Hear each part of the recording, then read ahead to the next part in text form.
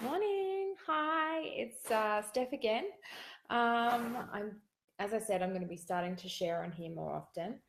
And this morning, I wanted to share about a morning routine. So, whenever we go to yoga or anything like this, we always get told, like, have a morning practice that sets you up and makes you feel centered and grounded for the day. And that's all well and good if you've got 45 minutes to do chanting or whatever it is that you enjoy doing. Go for a run or whatever it is that helps you find your center, right? As mums, we don't do that. Usually we're woken up by some child climbing on our face and screaming that they need fed and something like this. So, what I've found over the years with the things that I've learned is to start implementing where I can and not waiting to have a whole hour and a half to do yoga. Because if I do that, let's face it, I'm never going to do yoga, especially in the morning. And if I wait until after I've got Jala out the door to school, or if I wait until after to get my practice done, I've already lost my cool for the morning. I've probably snapped about how many times we can talk about brushing our teeth, and then that sets the rest of my day. So if we go on the premise that how we spend the first hour of our day is how our day will continue, I'm really at the moment feeling into just the little things that we can do. So in the morning, I get up. When I get up with Jala, I try and spend 5-10 minutes connecting with her. Even if we've got to have a rushy morning, that 5-10 minutes, it's like connected us, we're on the same team. In the past, I've been like, right, get up, we've got to go to school, we've got to do this, we've got to get these things done. And those are the mornings she's like, whatever, I'm not interested in what you have to say. And then things escalate from there and we end up in some kind of screaming match, and I feel guilty and terrible for being a shouty mum the rest of it. I have my cup of tea.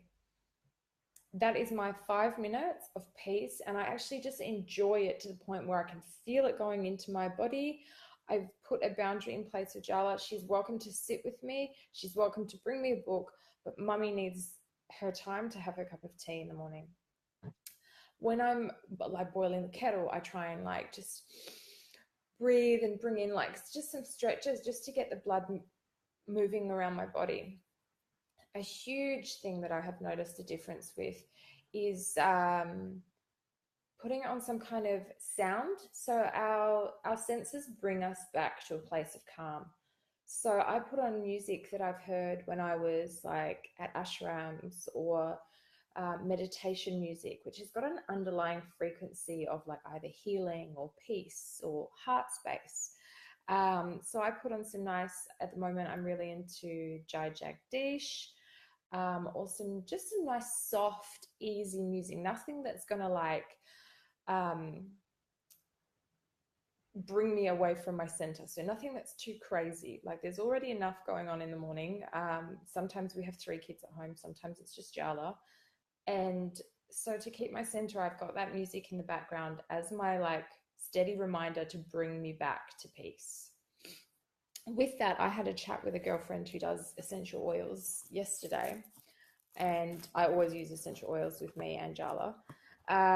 But she reminded me of smells also bringing you back to a certain place. You know, you smell an aftershave and it brings you back to, you know, an ex-boyfriend or whatever it might be. But a smell can also bring you back to a state. And so whenever I think of being in a yoga class and feeling calm and zen, I always smell Nag Champa.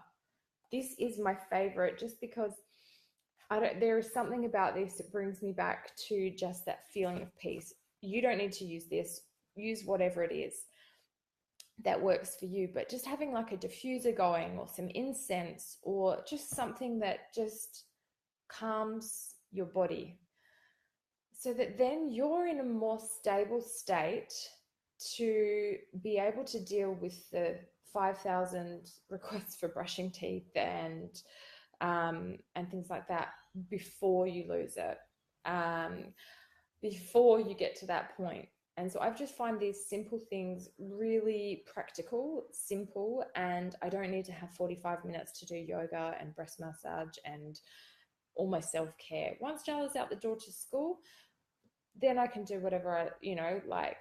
But that morning chunk, for me, if I start on the wrong way, I can end up being really highly strung. Um, that's a pattern of mine about being late, even and rushing to be somewhere, even though it's not necessary to rush. So I'm being aware of that and I'm working on it. But yeah, simple things that can bring you back is also when the kids are old enough, I've started Jala from a very young age, saying, if I know that I'm about to reach my peak, I explain that to her. Look, mummy's getting really frustrated. I'm really having a hard time, and I feel like if I have to keep asking you the same thing, that I'm going to lose it soon. So that there's a warning, but there's no responsibility put on her.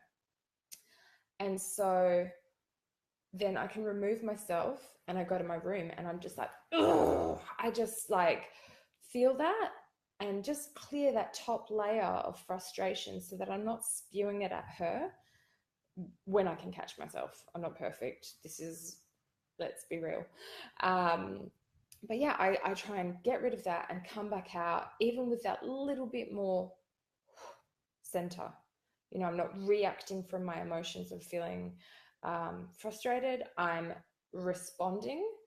And I feel like that's where the magic is. Things tend to go a little smoother. The rest of my day, I'm not feeling as guilty. I don't think we can ever fully appease mother guilt. But yeah, I find that's just a really nice way to implement some kind of practice or memory of your Zen place. So whatever that looks like for you, I'd love to hear if you could drop in the comments.